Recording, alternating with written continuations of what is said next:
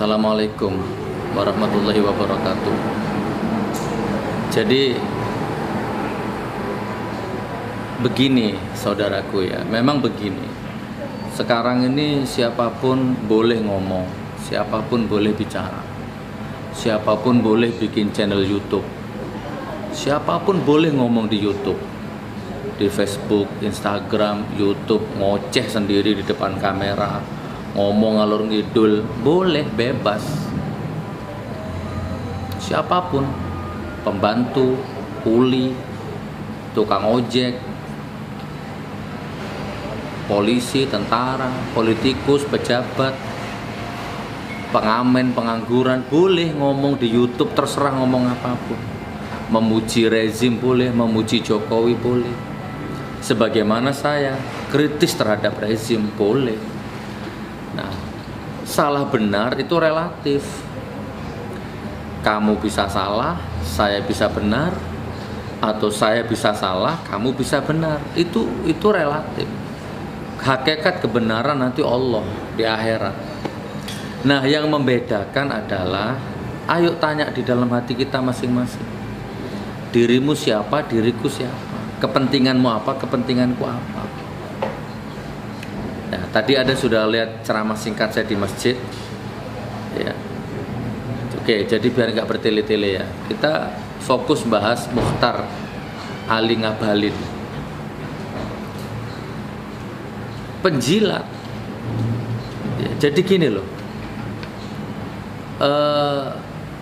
saya tak fokus ya, biar Anda nggak bingung ya, biar masuk ini, nyampe ke sasaran. Siapa yang biasanya ngomong di YouTube itu biasa? Siapa coba? Coba bandingkan resolusi berpikirmu dengan resolusi berpikirku. Ukur jarak pandangmu, sudut pandangmu dengan jarak pandangku. Kembangkan ya. Kamu punya jamaah apa enggak?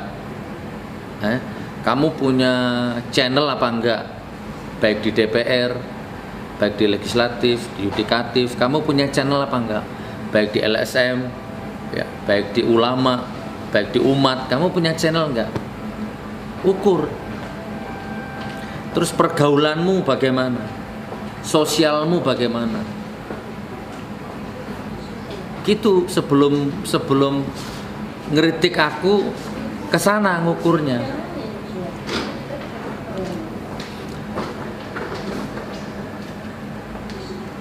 Jamaah pengusaha banyak jamaahku pengusaha muda, pengusaha tua, pengusaha junior, pengusaha properti, rumah makan, pengusaha saham, pebisnis saham, banyak pengusaha hotel ini punya Mas Tommy anaknya Pak Harto yang sekarang lagi bikin partai baru, Partai Berkarya. Kemarin aku di Jakarta, rezeki tak terus kok takabur ya. Istilahnya aku banyak punya channel pengusaha dan mereka semua mengeluh dengan kondisi bangsa ini. Jadi kalau Anda kamu bukan pengusaha, kaya enggak, kere ya, sok-sok enjoy, sok-sok senyum, di rezim ini kamu sok-sok memuji, itu ngaca. Pengusaha yang kaya raya, yang punya ribuan karyawan menangis lihat kondisi perekonomian baik mikro atau makro rezim ini, menangis. Kok kamu yang kiri sok-sok senyum, sok-sok gila nih, sok-sok acting, bikin YouTube, bikin channel ngoceh.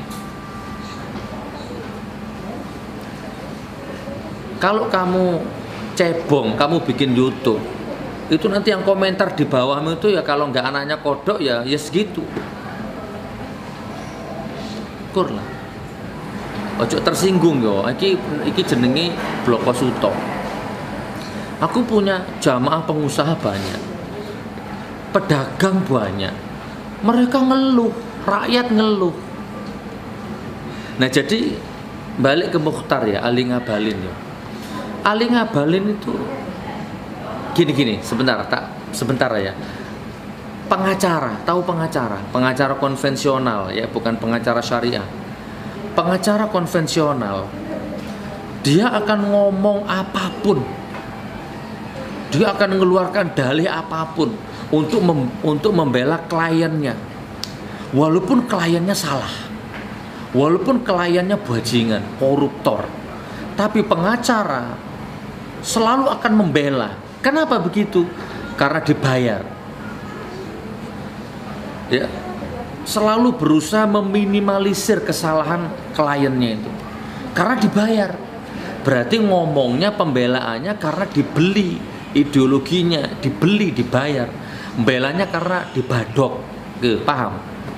Sama semua. Jadi Muchtar Ali Ngabalin sekarang apa? Dulu bela Prabowo, sekarang muji Jokowi kayak wakil Tuhan lah, dikawal Tuhan lah, jujur, amanah, tidak munafik. Kenapa ngomong begitu? Karena Ngabalin penjilat. Penjilat ngomong gitu karena dibayar, karena mangan, badok, terima uang dari situ. Gitu loh saudaraku. Kalau saya nggak terima uang. Tadi sudah tak bahas di masjid. Ada butik besar nyewa jadi endorse, tak tolak. Gitu. Aku independen. Lah ngono lho dulur. Gitu. Tapi nggak apa-apa. Memang sudah zamannya ngomong terus, ngoceh terus akarmu. Nanti toh dipertanggungjawabkan di hadapan Allah. Coba nanti diputarkan lagi ya. Siapa yang ngomong Jokowi baik, Jokowi jujur, Jokowi alim? Lihat dengan mata kepalamu, tak putarkan filmnya lagi nanti. Anda bisa lihat videoku yang pertama. Tampil dengan datanya, dengan videonya, kamu masih bantah. Ini tempurung itu isi apa? Isi otak apa isi ketan? Isi tewul apa? Kalau kamu mencintai Jokowi, kalau kamu sayang Jokowi, kalau sayang kamu rezim ini, bantu dia menemukan husnul khotimahnya. Jangan aku sendiko dawu hebat, jujur, tidak munafik, wakil Tuhan. Gitu ya saudaraku ya. Videonya agak panjang, mudah-mudahan kuotamu diterima sama Allah, diganti sama Allah nanti. Sekali lagi saya closing, kalau saya ngomong sekeras apapun, saya tidak punya kepentingan. Saya mau ganti presiden, tapi saya bukan pendukung Prabowo. Saya mau ganti presiden. Lalu terus siapa gantinya? Terserah Allah. Saya bukan orang PKS, bukan orang Gerindra, bukan orang FPI, bukan orang mana-mana. Saya orang Islam. Saya berusaha keluar dari itu semua. Salah benar tak serahkan kepada Allah. Siapapun presidennya, mudah-mudahan amanah. Dan itu mudah-mudahan pilihan Allah, bukan karena hasil polesan pencitraan. Oke dek, selesai ya. Tonton videonya, tonton dengan mata hatimu.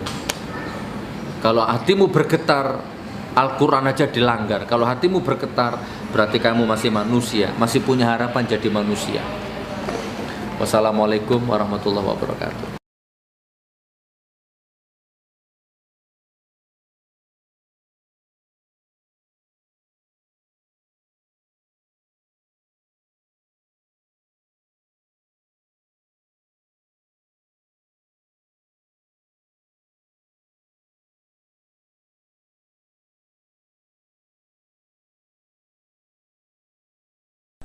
Tadi sudah memulai dengan mengapa masing-masing. Pertanyaannya sekarang saya balik. Kalau tadi mengapa memilih Prabowo, kalau sekarang mengapa Anda tidak mau memilih Jokowi? Apa urusannya dengan Jokowi bagi saya? Nggak ada penting. Tidak penting? Tidak penting. Karena memilih itu adalah persoalan rasa. Orang memilih presiden Indonesia ini bukan memilih satu di kota atau kabupaten. Enggak, Najwa. Republik Indonesia terlalu luas.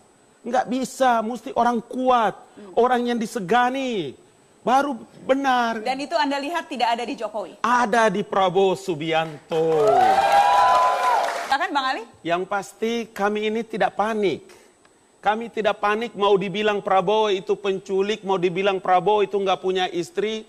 Saya datang ke Batam, para pendeta-pendeta menyebutkan bahwa kalau Prabowo itu menang, kemudian ada etnis tertentu diusir, nanti rumah-rumah ibadat tertentu dibongkar dan lain. Kami pun tidak panik. Karena kami yakin bahwa ini adalah pertarungan yang bagus dan Prabowo Subianto serta Hatta Rajasa memesan santai, kalem, God never lie, God never sleep, Tuhan tidak tidur, Tuhan tahu bahwa insya Allah kita akan menang. Jadi kubu Prabowo juga merasa sama banyak ya diserang oleh kampanye hitam. Kalau saya bawa datang buku Black Campaign di atas meja ini, meja Najwa ini tidak muat. Tentang Prabowo mengkapitalisasikan Islam, tentang Prabowo membayar dan menggadaikan semua. Tapi kami tidak pusing dengan itu semua. Kami yakin dengan jalan kami. Ihdinas siratal mustaqim. Bang Ali.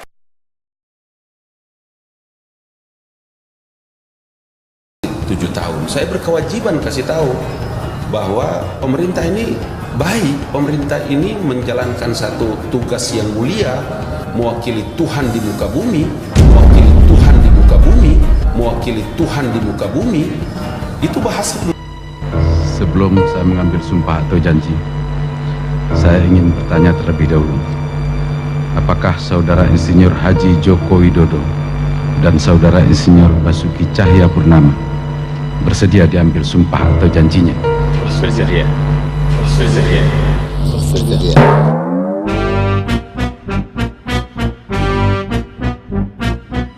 Menurut agama apa? Islam. Selanjutnya saya perlu mengingatkan bahwa sumpah atau janji yang akan saudara-saudara ucapkan mengandung tanggung jawab terhadap bangsa dan negara Republik Indonesia, tanggung jawab memelihara dan menyelamatkan Pancasila dan Undang-Undang Dasar Negara tahun 1945, serta tanggung jawab terhadap kesejahteraan rakyat. Sumpah atau janji ini di samping disaksikan oleh diri sendiri dan oleh semua yang hadir sekarang, juga penting disadari bahwa sumpah atau janji ini disaksikan oleh Tuhan Yang Maha Esa. Disaksikan oleh Tuhan Yang Maha Esa. Disaksikan oleh Tuhan Yang Maha Esa. Karena Tuhan itu Maha mendengar dan Maha mengetahui. Sumpah atau janji ini adalah janji terhadap Tuhan Yang Maha Esa dan manusia yang harus ditepati dengan segala keikhlasan dan kejujuran. Selanjutnya, saudara-saudara agar mengikuti dan menirukan kata-kata saya dengan khidmat. Untuk yang beragama Islam, demi Allah saya bersumpah. Demi Allah, saya bersumpah. Demi Allah saya bersumpah. Demi Allah, saya bersumpah. Demi Allah saya bersumpah. Demi Allah, saya bersumpah. Katanya saya tidak ingin menyelesaikan 5 tahun. Diisukan itu. Untuk apa? Untuk agar masyarakat ragu. Oleh sebab itu, pada kesempatan yang baik ini saya sampaikan bahwa Jokowi dan Basuki komit untuk memperbaiki DKI dalam 5 tahun. Komit untuk memperbaiki DKI. Komit untuk memperbaiki DKI dalam 5 tahun. Bapak maju tidak tahun depan, kira-kira begitu Pak pertanyaannya Pak. Sekarang ini saya mau fokus dulu bekerja, ngurusi masalah rusun, masalah monorail, masalah MRT, masalah banyak yang bertanya mengenai survei. Ya, saya jawab, saya nggak mikir surpa nggak mikir, survei juga nggak mikir. Tanya lagi mengenai capres, saya juga nggak mikir, capres nggak mikir. Udah dapat sembako belum?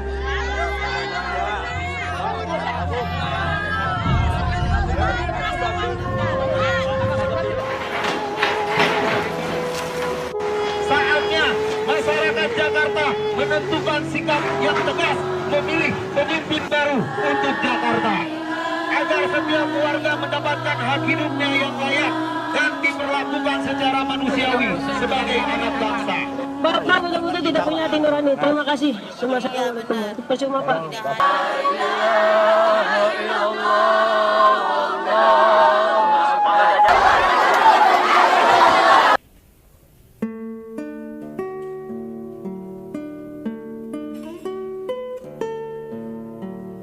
Sebelum pencalonan gubernur, Pak Jokowi pernah belusukan ke wilayah kami di akuarium ini untuk mencari dukungan.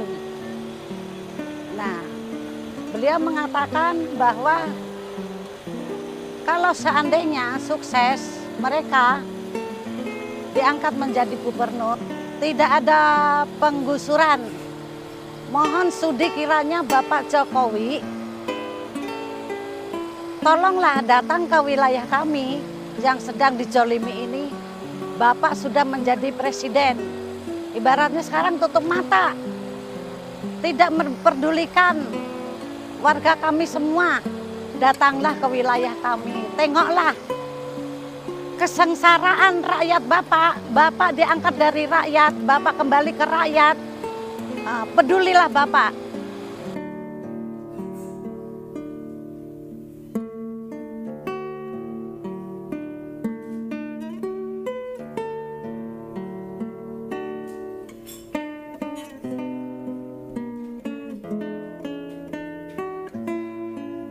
Saya ingin menuntut keadilan sama Pak Jokowi.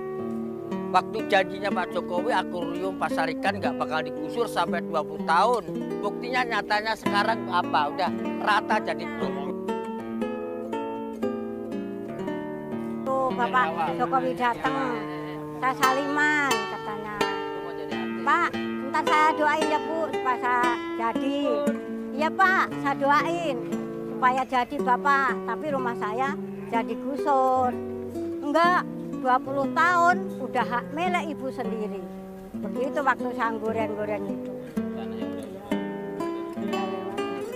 Atau 20 tahun hak milik ibu sendiri, enggak bakal digusur.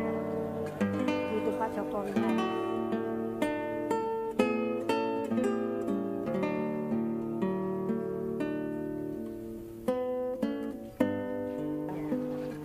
Jokowi, ntar tanggal 29 kami undang ke Pasar Ikan, kita menuntut janji Bapak. Kita sudah hampir pemilu lagi ya, dan presiden yang kita harapkan melempem. Ibu mau berkomentar apa soal itu? Pak Jokowi, pertanyaan saya adalah, akankah Pak Jokowi ingkar janji? Kalau benar Pak Jokowi ingkar janji, berarti komitmen yang ditulis di dalam visi, misi, dan program aksi ini hanya bertujuan untuk meraup suara, untuk mengantarkan dia menjadi presiden. Kita punya banyak teman yang saat ini berada di sekitar Jokowi.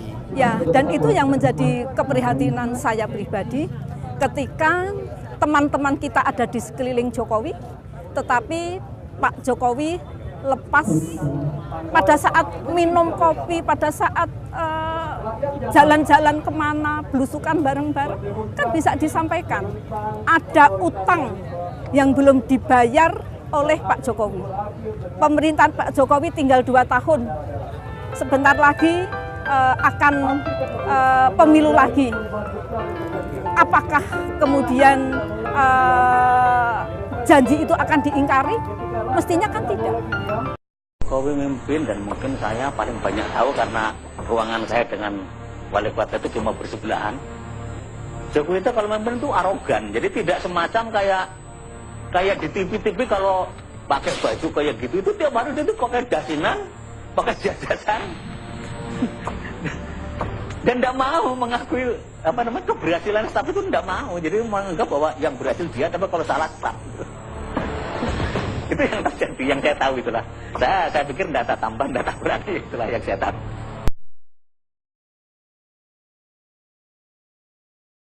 Kan isunya Jokowi tidak terima gaji, Jokowi apalagi itu bohong. Jokowi terima gaji mau menyodorkan saya kok yang terima kwitansinya saya kok. Jadi Jokowi itu bohong kalau ngomong dia tidak terima gaji waktu zaman jadi wali kota.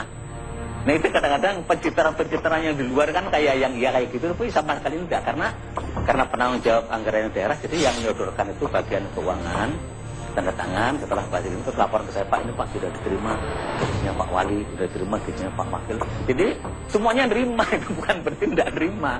Jadi jangan sampai punya image, wah Jokowi bersih, Jokowi jujur, Jokowi, ya kalau saya katakan Jokowi munafik ya. Kalau saya katakan Jokowi munafik ya. Kalau saya katakan Jokowi munafik ya. Dan yang kedua mengenai Indosat. Ini perlu kami sampaikan bahwa saat itu tahun 98 itu krisis berat. Krisis berat. Bahwa saat itu tahun 98 Indosat. Dan pada saat Ibu Megawati menjadi presiden saat itu. Ibu Megawati menjadi presiden saat itu. Kondisi ekonomi masih belum baik. Kita jangan berbicara sekarang pada posisi normal, tetapi bicaralah pada saat krisis dan imbas dari krisis. Keuangan APBN kita masih berat.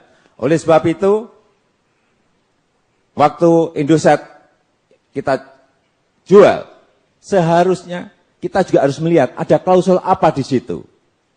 Klausulnya jelas bahwa bisa kita ambil kembali.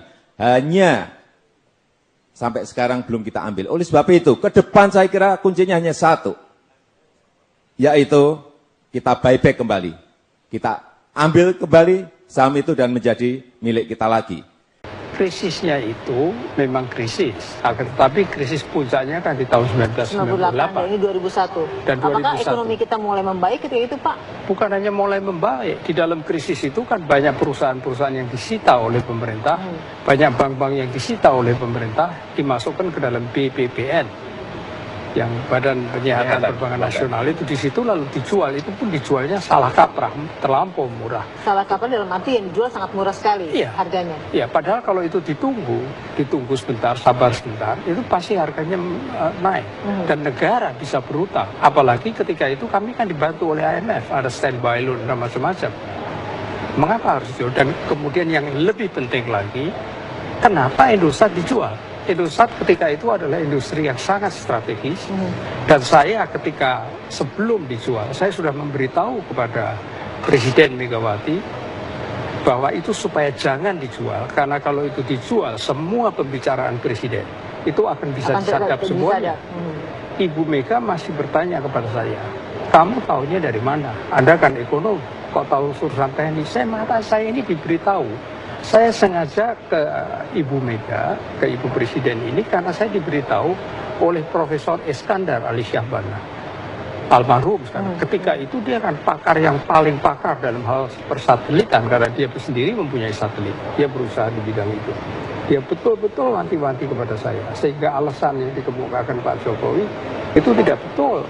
Kalaupun kekurangan uang, masa yang paling penting, masa yang paling strategi, yang paling vital yang dijual. Kita harus menjelaskan kepada rakyat bahwa penjualan itu sudah sangat salah dan tidak benar kalau dikatakan kita gara-gara krisis harus menjual.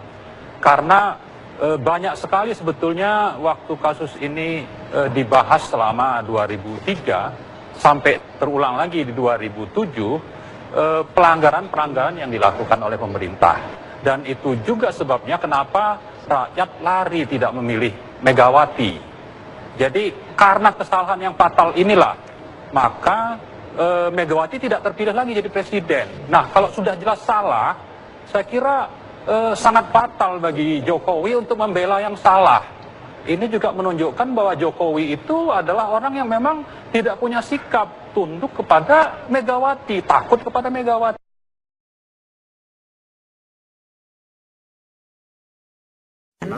Evaluasinya dong Pak, sterilisasi busway sejauh ini gimana Pak?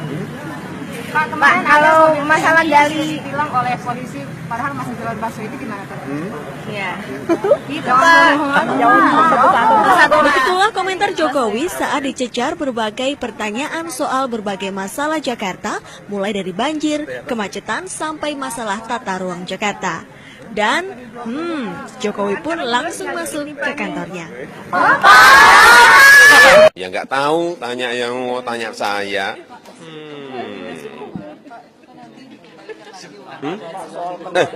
Sebentar, itu anunya. Pernah ya kan ya. Bergeraknya memang biasanya baru di bulan Juli itu baru mulai. Nanti mulai agak meroket itu September, Oktober, wah pas November disuruh gini. Ngebut. Apa? Salah satu tahunnya Pak Novel sebentar lagi kan, insya 1 tahun. Akan membentuk tim TGPF? Saya sekali lagi saya masih menunggu semuanya dari Kapolri. Kapolri kalau sudah gini baru. Kapolri masih sangat sekali. Anggota DPR oleh penegak hukum sekarang harus izin presiden. Tanggapan Bapak Jokowi bagaimana, Pak? Ya. Kalau saya melihat ya nanti. Jelas sekali terngiang, ya, pemerintah akan janji tidak akan menaikkan listrik. Ternyata naik. Perhatikan videonya. Yang berkaitan dengan tarif listrik, ada yang menyampaikan, nggak tahu siapa, bahwa tarif listrik untuk industri akan naik. Tidak, perlu saya tegaskan lagi, tidak ada keinginan kita untuk menaikkan tarif listrik untuk industri. Dan kemungkinan ini baru dikalkulasi, justru nanti bisa turun. Karena ada beberapa efisiensi di PLN. Ini baru dihitung.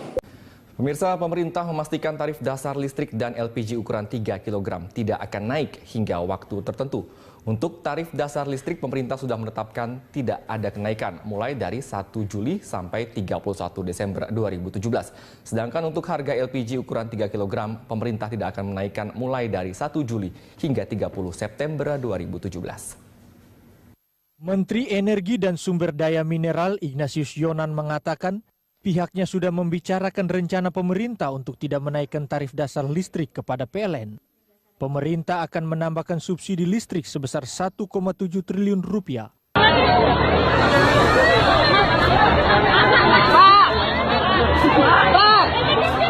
Pak, turunkan tarif dasar listriknya, Pak.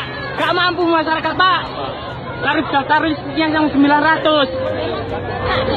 Bukan semua orang, Pak, itu, Pak.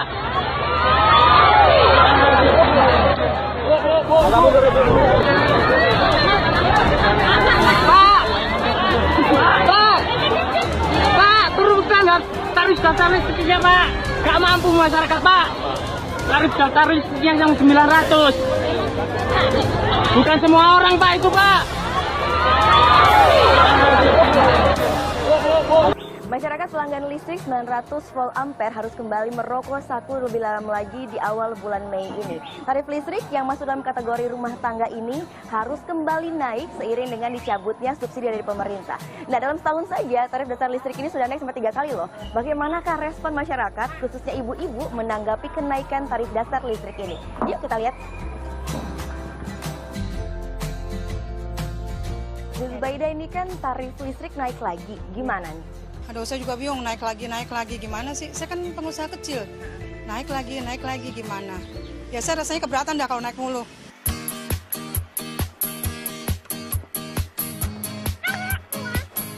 Saya mau protes. Protesnya gimana lagi ya? Saya minta jangan dinaikin dulu gitulah. Orang zaman lagi susah, Mbak. Orang serba mahal, semua listrik ikut-ikutan naik. Pasti keberatan ya. Jadi naik lagi nih. Pengeluarannya harus bertambah kan? Iya. Bener, saya pernah dengar di TV katanya nggak mau naik lagi listriknya ya. Kok mau naik lagi itu janjinya bagaimana tuh Pak Jokowi tuh? Sementara itu terkait harga BBM dan gas, Presiden Joko Widodo memastikan pemerintah tak akan menaikkan harga bahan bakar minyak, BBM dan gas. Hal itu disampaikan Jokowi dalam sidang Kabinet Paripurna di Istana Merdeka, Jakarta. Yang kedua juga dari hitung-hitungan kalkulasi terakhir kemarin kita juga sudah memastikan bahwa pada bulan depan, bulan Juli, tidak ada kenaikan BBM, karena sebetulnya kalkulasi kita kemarin kelihatannya BBM akan naik, tetapi setelah kita kalkulasi kembali, setelah kita hitung kembali, harga BBM bisa tidak kita naikkan, termasuk di dalamnya BBM dan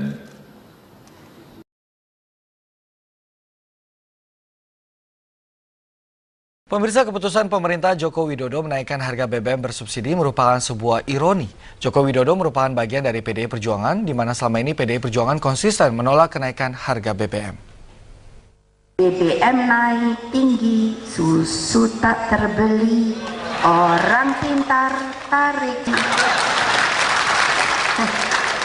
Cuplikan lagu Galang Rambu Anarki karya Iwan Fals ini dikutip Megawati Soekarno Putri saat Rakernas PDIP di Makassar, Sulawesi Selatan 27 Mei 2008. Megawati memang konsisten menolak kenaikan harga BBM saat PDIP berada di luar pemerintahan. Saat pemerintahan SBY akan menaikkan harga BBM tahun 2012, PDIP menolak dengan menyebarkan spanduk dan unjuk rasa di berbagai daerah. Sejumlah fungsionaris PDIP seperti Marwarar Sirait dan Rieke Diah Pitaloka ikut berunjuk rasa menolak kenaikan harga BBM. Bahkan PDIP juga mengeluarkan buku panduan berjudul Argumentasi PDI Perjuangan menolak kenaikan harga BBM di gedung DPR 30 Maret 2012. Tidak boleh ngerangkep jabatan, kerja di satu tempat saja belum tentu benar kok.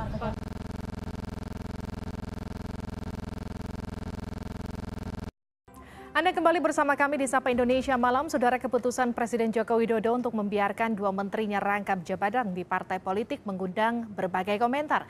Presiden dianggap melanggar komitmen di awal pemerintahannya bahwa menteri tidak boleh rangkap jabatan. Presiden Joko Widodo melunak soal larangan menteri rangkap jabatan di partai politik.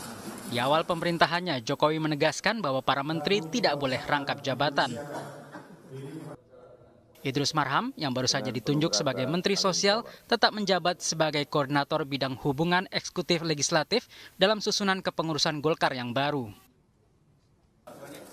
Jokowi juga mengizinkan Airlangga Hartarto rangkap jabatan sebagai Menteri Perindustrian dan Ketua Umum Partai Golkar. Presiden Joko Widodo memastikan tidak akan melakukan impor beras pada akhir tahun ini. Stok beras nasional mencapai 1,98 juta ton, mendasari kepastian ini. Dilansir dari cnnindonesia.com, stok beras nasional lebih tinggi dibandingkan periode yang sama tahun lalu. Tahun lalu stok beras nasional hanya mencapai 1,03 juta ton. Pemerintah saat ini fokus untuk memperbesar stok nasional dan baru memikirkan ekspor sesudahnya. Meski demikian, pemerintah telah melakukan ekspor produk berkualitas baik sejak tahun lalu.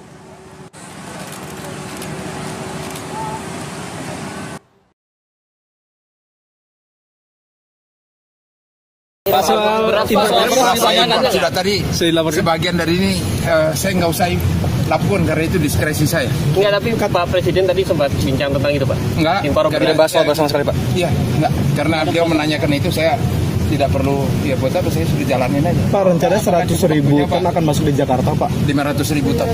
Pak, itu tidak merusak harga petani nanti ya, Pak. Akhir bulan ini masuk. Minggu depan kan panen, Pak. Perlindungan untuk petani gimana, Pak? Harga. Perlindungan harga untuk petani, Pak. Petani juga konsumen. Konsumen. Dari mana, Pak? Berasal? Thailand, Vietnam, Pak. Ada lagi pesan Thailand, Vietnam, Pak? Ada. Dari mana? Dari Vietnam. Minggu depan kan panen, Pak. Pengerayaan. tidak ada penegakan hukum yang berani. Kelihatannya seperti kayak pembiaran. Ya, yang melakukannya terus-teruskan dong. Oh, yang lain didiamkan, yang lain ngikut aja. Oh, didiamkan. Kalau penegakan hukum dilaksanakan dengan tegas. Yang melakukan diambil tanpa takut akan ada tekanan dari partai atau tekanan politik dari partai-partai politik, tegas dilaksanakan ya nggak akan seperti itu. Nggak usah mikir, tegakkan saja. Orangnya Jokowi JK ya ambil aja. Penegakan hukum, kalau enggak semuanya kan mau dibiarkan, ya yang lain ngikuti. Iya, memang begini Mbak Najwa, ada beberapa teror yang dilakukan oleh orang-orangnya itu aja sebetulnya. Sebetulnya kalau petinggi Polri memandang untuk memperbaiki, lebih baik karena orangnya itu juga. Itu yang membuat rusak Polri malah. Apabila itu mau diperbaiki, banyak kok bukti-buktinya di KPK. Ada beberapa kemudian melakukan teror, baik itu melalui telepon, teror-teror lain-lainnya. Salah satu tahunnya Pak Novel sebentar lagi kan, satu tahun,